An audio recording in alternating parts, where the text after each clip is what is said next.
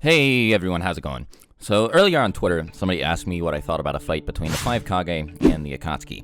And at first I wasn't super keen on doing it, but this is something that a lot of people have asked me to make a video about, and the question got plenty of support on Twitter anyway. Now, the thing is, I already made a video about whether or not Itachi by himself could beat the 5 Kage. And when I said he would lose, I made a bunch of people who disagreed with me pretty mad. So if it's already this debatable whether or not just Itachi could beat the 5 Kage, then if you were to give him 7 or 8 more Kage level teammates, I think that trying to argue that the 5 Kage could win is an uphill battle for sure. Just for the sake of clarity, by the way, I'm talking about the 5 Kage from the War Arc, so just Tsunade, A, Gaara, Inoki, and Mei. As for who the Kage are fighting against, when talking about the Akatsuki as a team, a lot of people like to assume Orochimaru is part of it. And some people even like to slap Taka in there as well. So not just Sasuke, but Karin, Suigetsu, and Jugo on top of him. And if you were to do this, if you were to give the Akatsuki all of these people, in addition to the people you already expect them to have, then the Kage would just be overwhelmed. I don't even know what you'd expect them to be able to even do. So those guys are off the table. It's kind of hard to even get a sense of how strong Orochimaru would have been at this point. And on top of that, it may not be fair to give the Akatsuki Taka when most of the members of the group were dead by the time Sasuke joined. Speaking of that, another conversation worth having is whether or not to allow both Obito and Sasori to be on the team at the same time, because Obito only started showing his face to most of the members of the organization after Sasori was killed by Sakura and Chiyo. But since he was always kind of behind the scenes, operating from the shadows, giving orders to Nagato and Konan, I think it's fair to allow him to fight alongside the rest of the group here. So we can just assume that this is the Akatsuki as it was composed at the beginning of Shippuden. So everyone in the group, aside from Zetsu, who probably won't even be fighting, and arguably Hidan, is Kage level. And the Akatsuki has the Kage outnumbered almost 2-1. There's also already been a precedent set for Kage losing to members of the Akatsuki. For example, we saw Deidara beat Gaara in the first arc of Shippuden, and even if you want to argue that Gaara's gotten stronger by the time of the War Arc, Sasori beat somebody who is even more powerful than Gaara, the third Kazekage. And again, if you want to argue, well, maybe Gaara got so much more powerful by the time of the War Arc that he could beat the third Kazekage.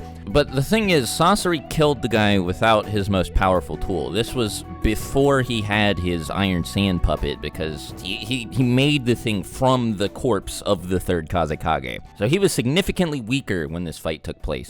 So as for Gaara, Sasori or Deidara, worst case scenario, both of them working together, should be able to take care of him. I don't think I have to convince anybody that Mei isn't much of a threat to anyone in the Akatsuki. Maybe she could beat Hidan, but pretty much anyone else could take care of her, so that just leaves Tsunade, A, and Inoki. A and Inoki are pretty heavy hitters, and I don't want to downplay Tsunade. But there are a lot of pretty strong long-range fighters in the Akatsuki, and Tsunade is best at getting close to her opponent and just punching them to death. Katsuyu could help with this, I guess, but the only purpose she would really serve is acting as a diversion for one of Pain's summons. So she's gonna have to rely on the good old fisticuffs, and an approach like this doesn't seem like it'd be very effective against most of the Akatsuki. Konan can fly, Deidara can fly, Sasori could keep himself at a distance from Tsunade very easily, Kisame could do the same thing, Kakuzu could do the same thing, and Obito specifically is a really hard counter to her because he can just phase through all of her attacks. So that just leaves A and Inoki. These are the two big boys of the 5 Kage. Inoki is definitely the stronger one here, but A isn't weak or anything. He's got this crazy combination of speed, power, and durability.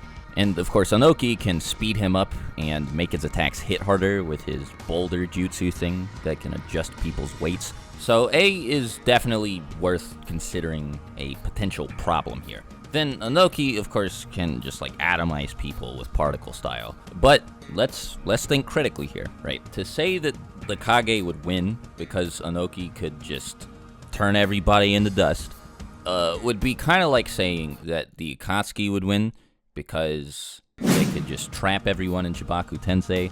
or because Itachi could seal the Kage with the Totsuka blade.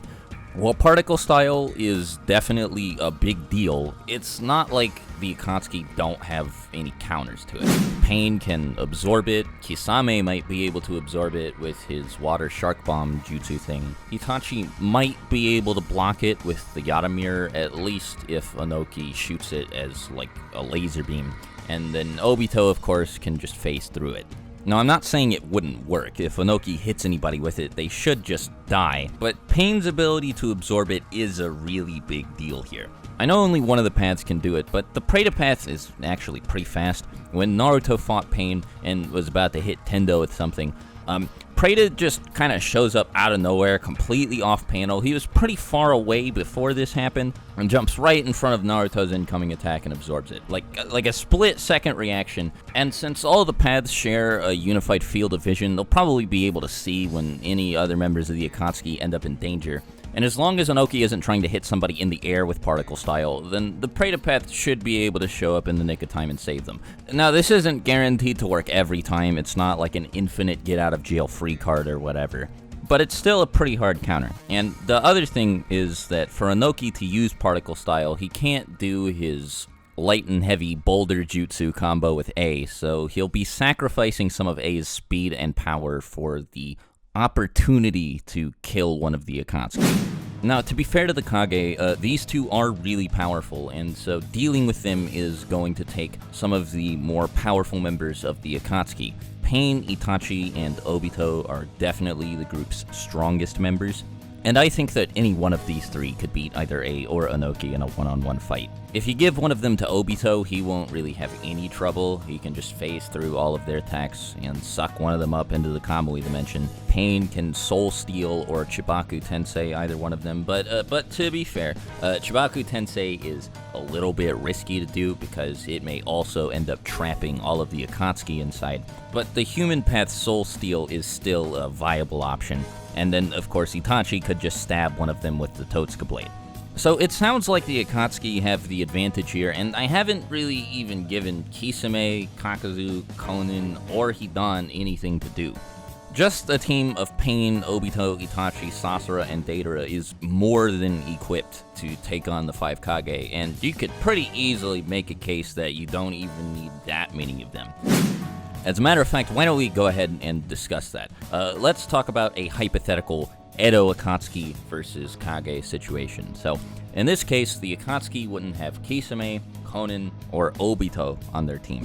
But in exchange, they would get a much more powerful Nagato, a much more powerful Itachi with infinite chakra and no health problems, and then Kakuzu, Deidara, and Sasori would also all have infinite chakra, but unfortunately for Sasori, he was brought back without any of his puppets, so he probably wouldn't be much of a threat to the Kage. So the thing is, Edo Itachi and Edo Nagato are monsters. Nagato, by himself, had both B and KCM Naruto pinned down in like 5 seconds. He was ready to kill both of them and didn't have any trouble putting them into that position. Then, with a little bit of help from Sasuke, Itachi was able to take out Sage Kabuto, who is way stronger than any one of the 5 Kage. So honestly, just the two of them would probably be too much for the Kage to handle, like Infinite Susanoo and borderline full power Nagato with infinite chakra are both pretty ridiculous, and then on top of that, you put Kakuzu and Deidara both with infinite chakra on their team, and also Sasori without any of his puppets, but still infinite chakra for any assistance that they might need. Yeah, there's not a whole lot that the Kage are going to be able to do against that. So I think my position is pretty clear by now. I won't keep talking about it anymore and make the video any longer than it needs to be. Sorry for not going into as much detail as I'm sure some of you hoped I would, but I've talked about both of these groups pretty extensively in some of my other videos, and I didn't want to repeat a whole bunch of stuff that plenty of you have already heard many times before. Thanks to the people who have been recommending this video to me. Without you guys, it wouldn't have happened. Thanks to everybody pushing me to make it on Twitter. And speaking of Twitter, if you have any ideas for future video topics, either leave them here in the comments or shoot me a mention on Twitter, because as you can see, sometimes the suggestions that people send me lead me to make entire videos about them.